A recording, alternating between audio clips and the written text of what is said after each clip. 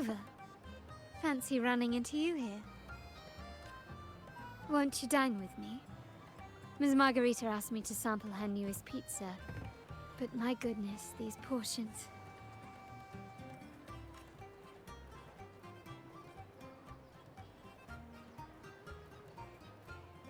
Did you hear what the Order's acolytes found while clearing the abandoned library? A manuscript of a poem with an accompanying music sheet. The public has already caught wind of its contents. Did you know it was signed as Golden Anthem?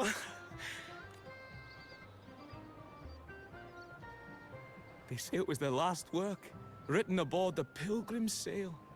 I reckon the original finder fished it out the sea and put it in the library, not knowing what it was. Shh, quiet. They're criminals. Best not mention them in public.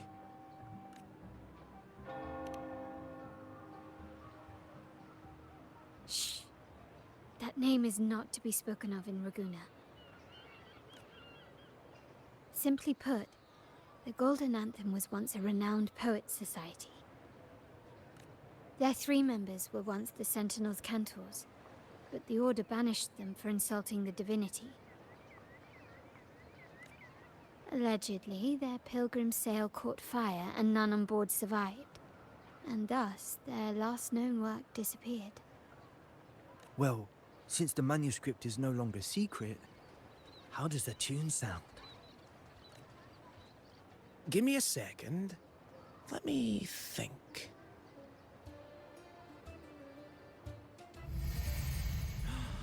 Hear that? It's exactly what they're playing now.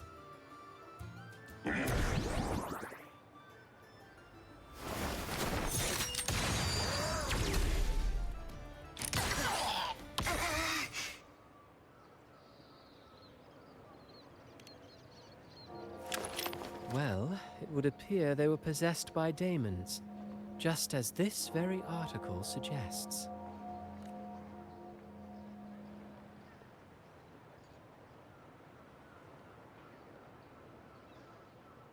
Friends, it's been too long.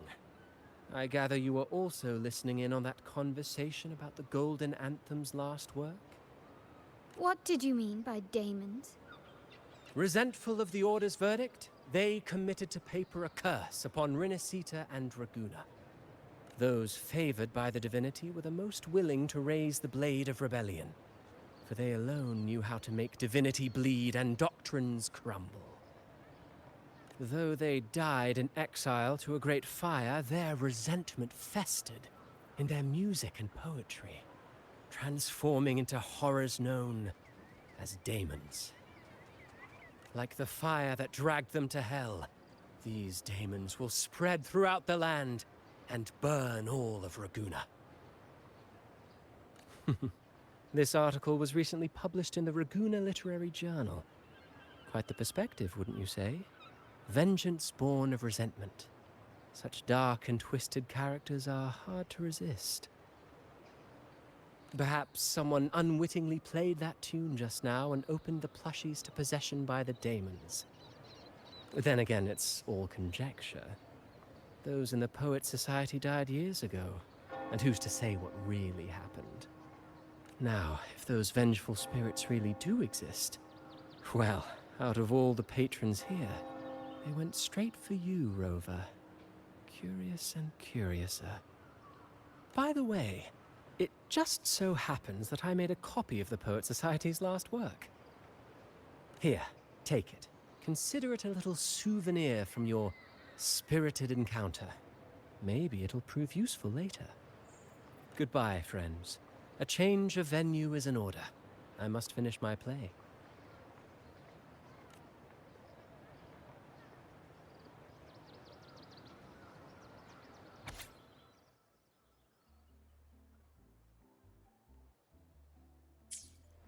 Like the fire that dragged them to hell, these daemons will spread throughout the land and burn all of Raguna. Unverifiable, yes, but not entirely dismissible. That said, a peculiar entity did indeed manifest, and it attacked you. So, Let's start at the very beginning. I have a friend who's an expert in deciphering music. I believe you've met her before.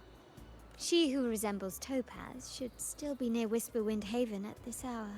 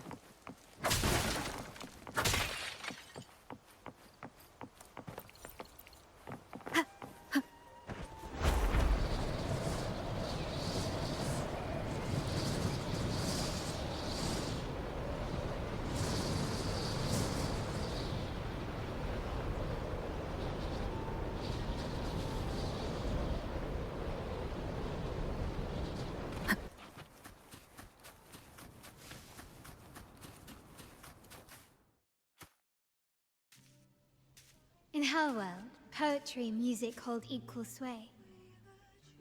Shh. Listen carefully. Way. Shh. Listen carefully.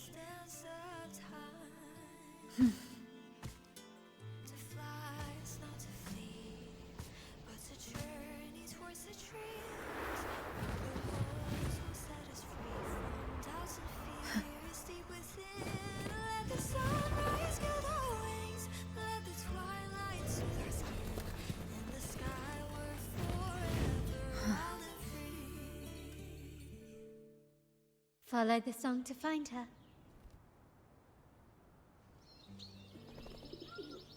Rover! Carlotta!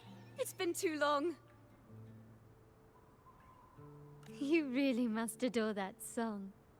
I remember hearing you sing it when I was little.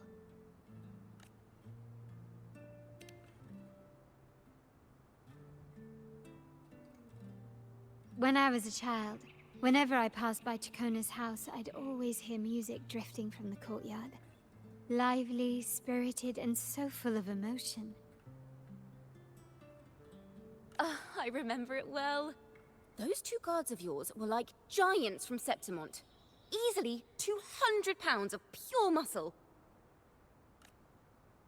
Back then, Chacona's family conducted the Order's choir.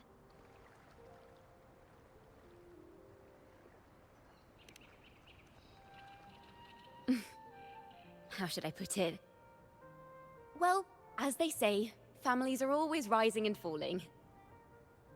But a song is a song, whether sung in a grand hall or beneath the open sky. As for family matters, let the past stay where it belongs.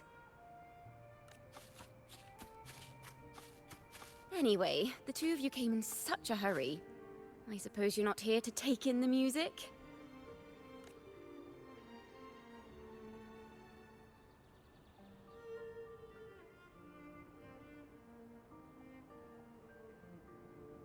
Oh, so you eavesdropped on a man rambling on in C3 Sharp, and then, poof, out pops a monster.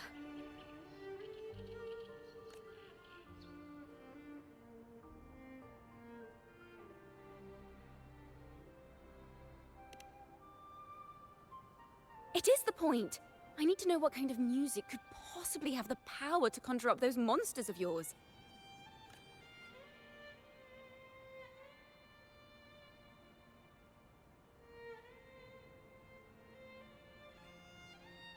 The Golden Anthem. That name should never be spoken. They're criminals. To conspire with them is to risk banishment at sea. Or worse.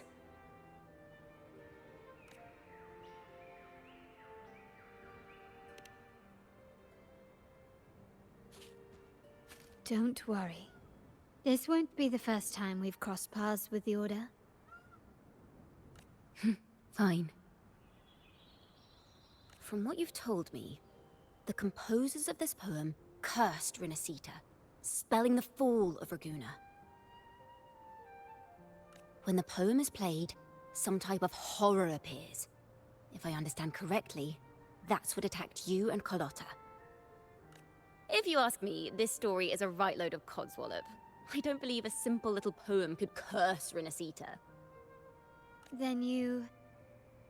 We need to get to the heart of this poem and music mystery. Let me join you. I can't resist a good adventure.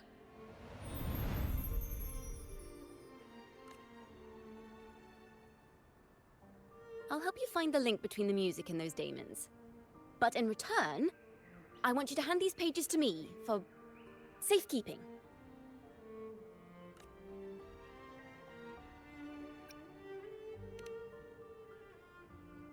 Then we have a deal. Since you believe this music summons them, how about we test it for ourselves?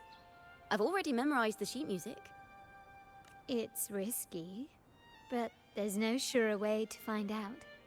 Wouldn't you agree, Rover?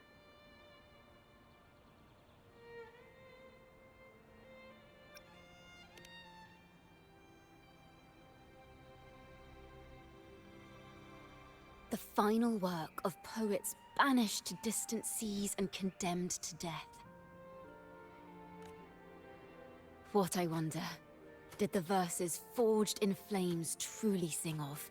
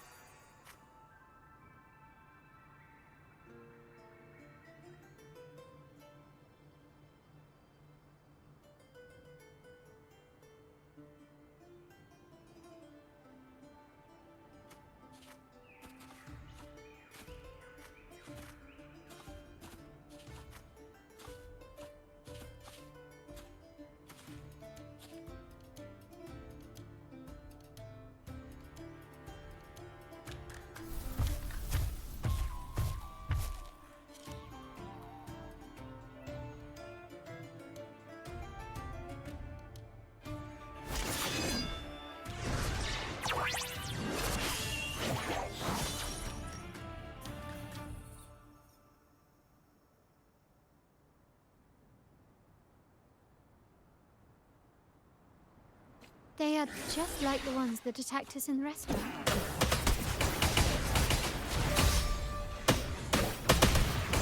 Ta-da! A grand overture. A perfect chord.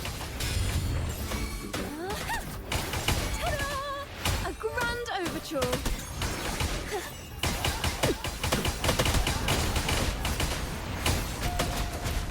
Now presenting a poem of finale.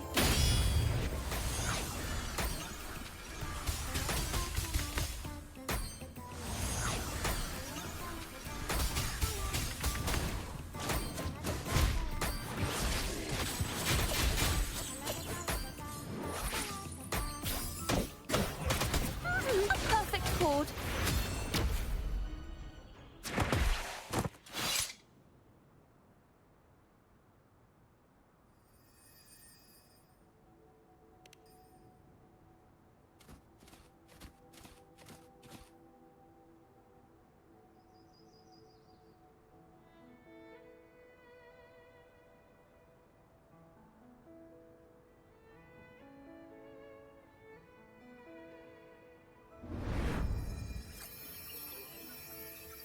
They burn in despair, resentful of the Order's verdict, till their last breath. Their last work is nothing but a curse upon us all. With our bodies to fuel the fire, the ensuing furnace shall forge Raguna's true gold. Is it saying Raguna will burn to the ground? They wanted their resentment to echo through the streets. Just by reading this, I can almost see their terrifying faces in the fire. These voices. They're people of Raguna, aren't they? I think I heard Mr. C3 Sharp in the mix. If the poet's resentful souls gave birth to daemons, then shouldn't they sound like the poets themselves? Those voices were just people who read or heard their work. Perhaps the voices themselves are what causes the daemons to manifest. In the legends, daemons are born of death and curses. But what we've seen isn't like that, no. They're more like horrors created from people's words and imagination. Of course, I'm just speculating. The voices were somewhat muddled. Perhaps I can refine the melody. This time, we need to listen harder. Let's find out what the true story really is.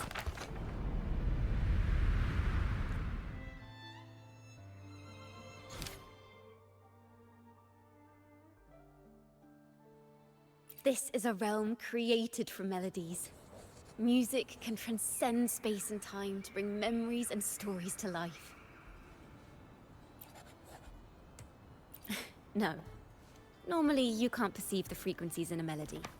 But that manuscript lets you see the world as I do. That part with the daemons should be right here. They burn in despair, resentful of the Order's verdict, till their last breath. Their last work is nothing but a curse upon us all. It's the same as what we heard before, but now I see something. A balance scale with a crowd of people standing on one of the pans. What are they weighing? The two sides of the scale represent differing perspectives. Once a work is made public, its meaning no longer belongs to its creator alone, but is shaped by the interpretations of its readers. Perhaps it was a simple poem at first, nothing more. But then that article claimed it was a curse upon Raguna. Given that members of the Golden Anthem were banished on the Pilgrim's sail and died in a fire, the notion quickly took hold. No one knew exactly what happened, so they filled in the gaps with their imaginations. With motive and a complete story. Perhaps that's all it took for a lie to become the truth. Each time someone plays their last work, it summons daemons. This is the Golden Anthem's revenge and curse upon Raguna. But still, words and imagination alone cannot bring something into existence. Yes, someone must have used them to create the daemons. What if the mastermind pulling the strings from the shadows is the author of that article? Daemons are bound to their creator, so it might not be a coincidence you felt them target you at the restaurant. There could be a connection between you and this mastermind. Or perhaps they have their own reasons for wanting to see you silenced.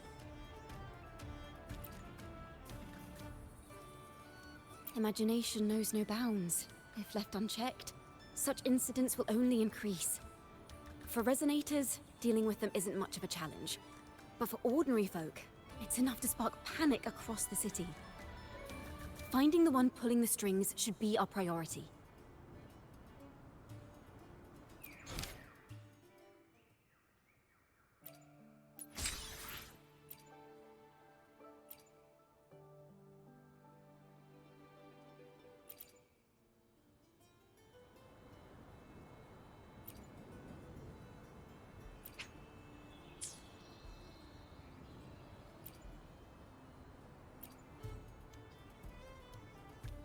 If the daemons are born from the public's imagination, then things will shift once we catch whoever is responsible for starting this in the first place.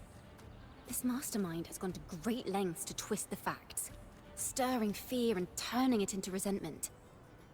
It may be an attempt to cover up certain stories about the Poet Society. He must be tied to them somehow. If we can learn more about the Golden Anthem, we might be one step closer to catching him.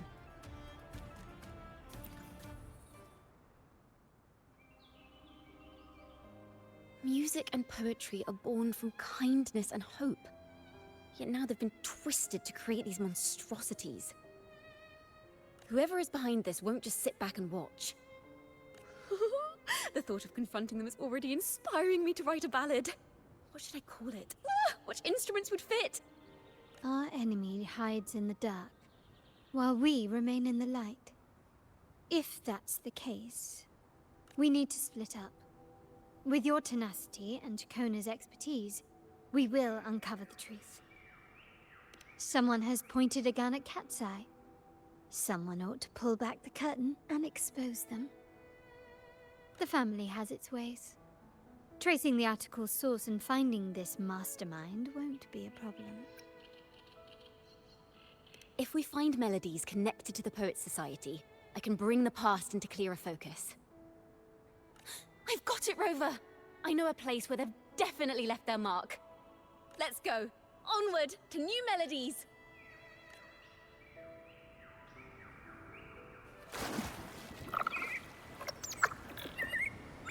I really admire the wind. It's free to go anywhere without restraint. If only it could carry my poems into the hands of everyone across the world.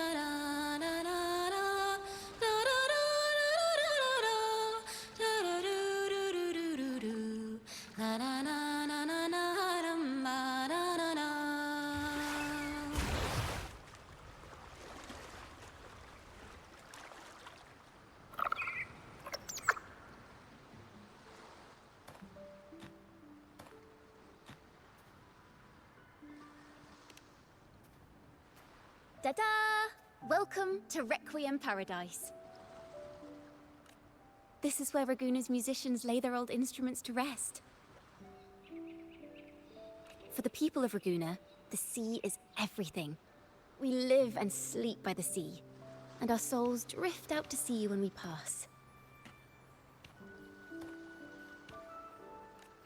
Since an instrument is an extension of the musician, it's only fitting that it's buried by the sea. May its dreams be long and sweet before returning to the waves. I'm certain this is where the poets of the Golden Anthem laid their instruments to rest before their banishment. What's wrong? You seem troubled.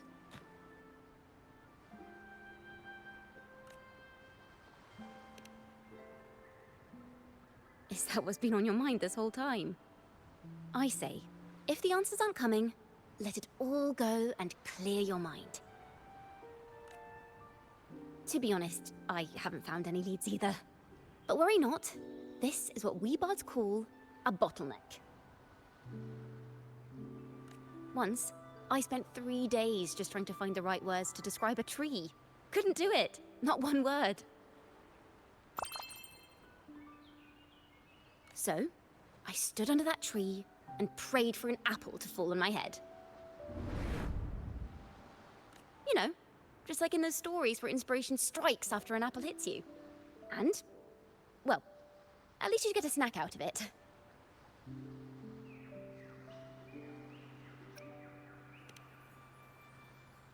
The apples never fell.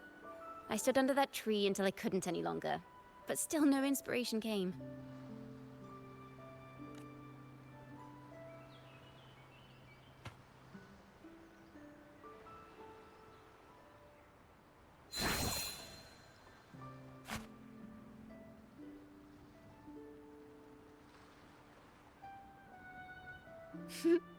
Try it.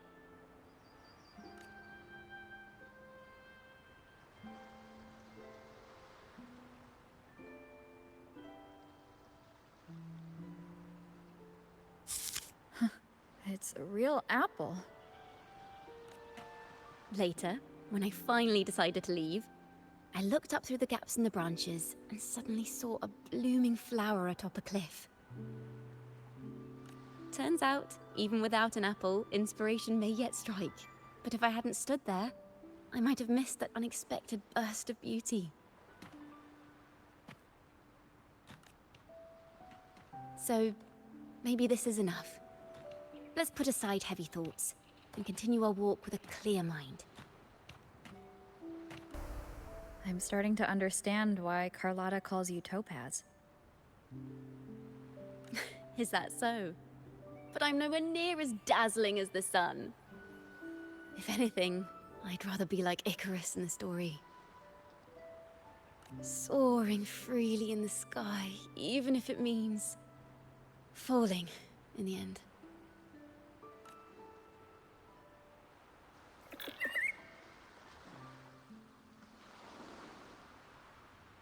I sense the melody of an instrument close by. Let's search for it.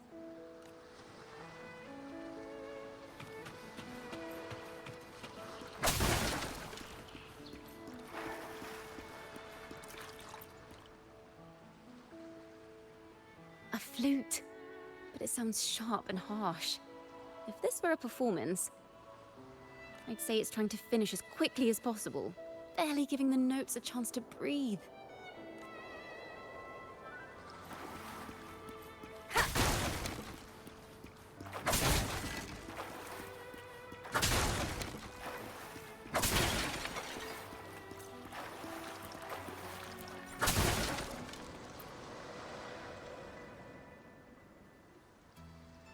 A harp. It's in excellent condition, but its tone is flat and dull. Let's keep it for now and see if there are any other instruments nearby.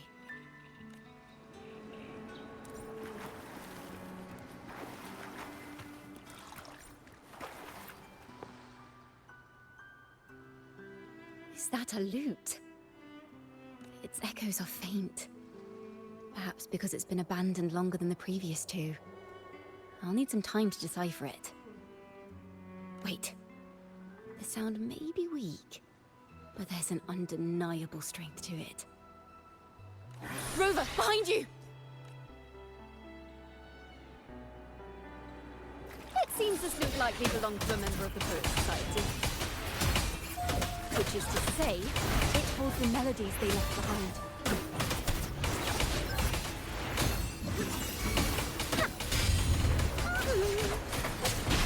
One with the sounds.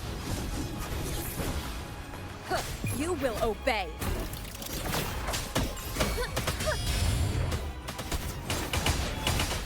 A perfect chord. Ta-da! A grand overture.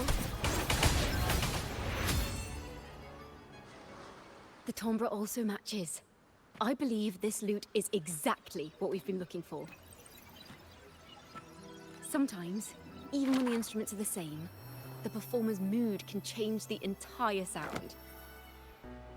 For example, this lute doesn't seek to boast. It speaks softly, like a traveler sharing a story over tea in the warmth of an afternoon. The true purpose of music is to express what words cannot.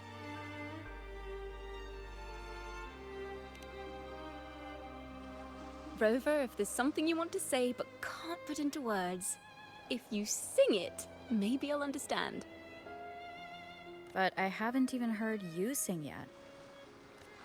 Me? Perhaps another time.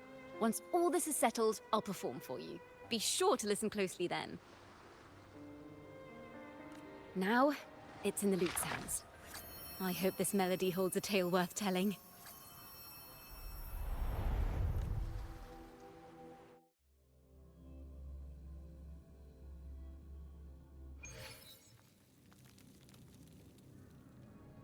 Listen. I hear something up ahead. It seems like an interrogation room. This melody carries the weight of the Poet Society interrogation. Let's keep moving. Take care with each step. The melodies left by these instruments are extremely fragile. The realm we're about to enter will appear fragmented. We may find ourselves straddling vast rifts in time and space. A single misstep could draw us into other Farrell of the Golden Anthem. Know that Imperator is stern, yet merciful. The Codex teaches us that those whose sins are cleansed by the sea shall remain blessed by the sea. It is a grave offense to slander the Sentinel. This includes your claim that the Sentinel's true form is a steed of the skies. I was told you found this lie carved on a lithograph. In the face of the tempest, a giant celestial steed carved a path for the Ark. How absurd. If you admit you were mistaken at tomorrow's trial and reveal where you have hidden the evidence, I will move mountains to protect you and your companions. Remember, Imperator only responds to repentance, not silence. I'm sorry, Sir Acolyte. I'm doing my best to cooperate. Please don't mistake my silence for defiance. It's just, this room is freezing, and I've caught a chill. Makes it hard to talk. I'm afraid that by the time I see the Sentinel, I will have lost my voice entirely. Perhaps then, they will judge you for silencing a poor transgressor's confession. As long as you repent and help us destroy those blasphemous poems and songs, the Sentinel shall show mercy. You are a wise man. I trust you will make the right choice. I look forward to seeing you tomorrow. Good night, Mr. Farrell. I will always be here should you wish to receive the Sentinel's mercy. No need to worry, Sir Acolyte. In fact, I'm beginning to enjoy the cold. Neither official nor private records show them as having ever repented in the Cathedral of Mercury. This melody is fading fast. Let's check if there's anything nearby to amplify it. Farrell's gone mad. He ought to have hidden the truth in our secret study. Why would he slip this dangerous knowledge into his poems and hand them out to children? We ought to have buried the truth. Buried the truth. It just occurred to me. Is that our mastermind's true aim? Not only to bury the past, but also to silence those who know the truth. Like you. To that end, he stirs panic to deepen Ragonese prejudice against the Poet Society, using this opportunity to create monsters born from our words. Words and music are weapons without form.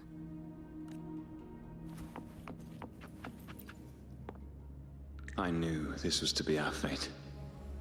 From the moment we uncovered that lithograph, I knew it would come to this. Still, I have no regrets. But if the Sentinel's true form is a flying steed, what does that make the Imperator we've pledged our faith to? All this time, we've been living nothing but a lie. The Order's stance is that the Poet Society concealed blasphemous works. Yet the Order themselves concealed the lithograph's existence. What were they afraid of? That's right! You must have seen the Sentinel in the inverted tower. To keep the Sentinel's true form a secret, the Order ruined the Golden Anthem's reputation.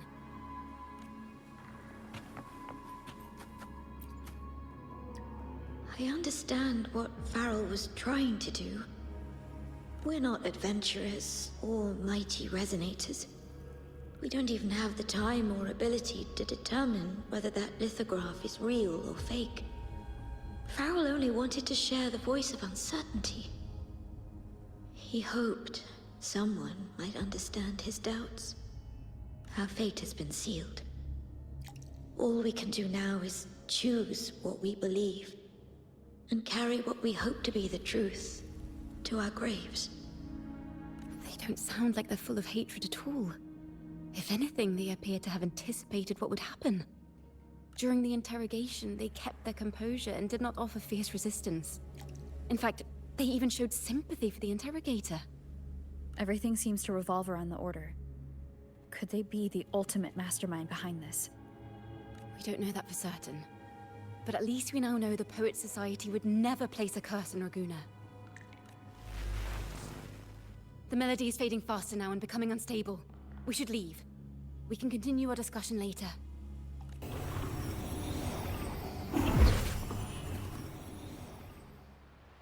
Where is this place?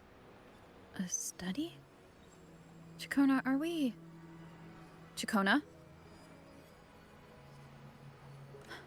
We must have gotten separated. Chacona did say even a slight misstep could draw us into other melodies. Am I...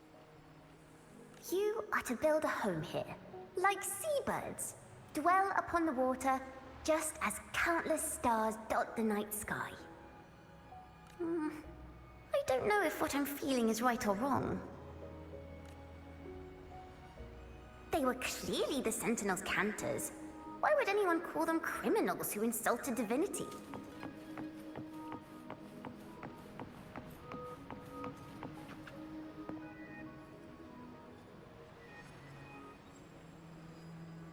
This is a poem I've never seen before.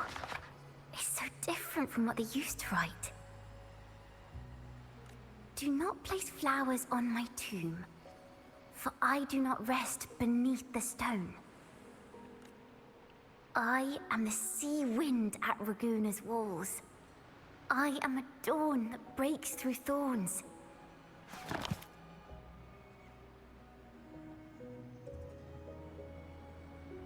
I am a nighthawk of wings aflame, soaring towards the celestial steed, whose praises I sing and whose true form I behold.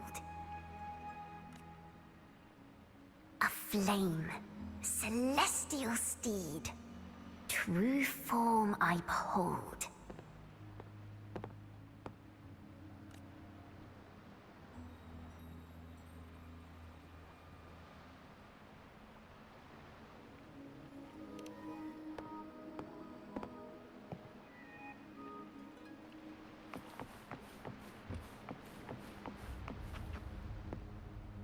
The night sky will be illuminated by wings of flame, and I shall be reborn in immortal poetry.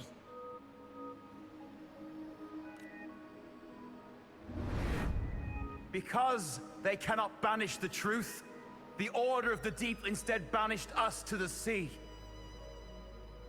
Our thirst for truth is why we were cast out. No matter what, remember this. The truth will always exist. And the truth is gold that is unafraid of the fiercest of flames.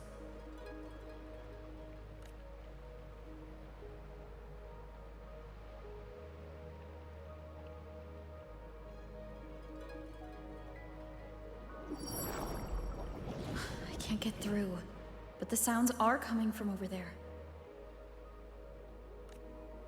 What is this place? Who are you? She's always been distant and aloof, but her true melody is both heavy and fragile. Chacona Toccata. As long as you still draw breath, lift your eyes and look. With this poem, your life is eternal.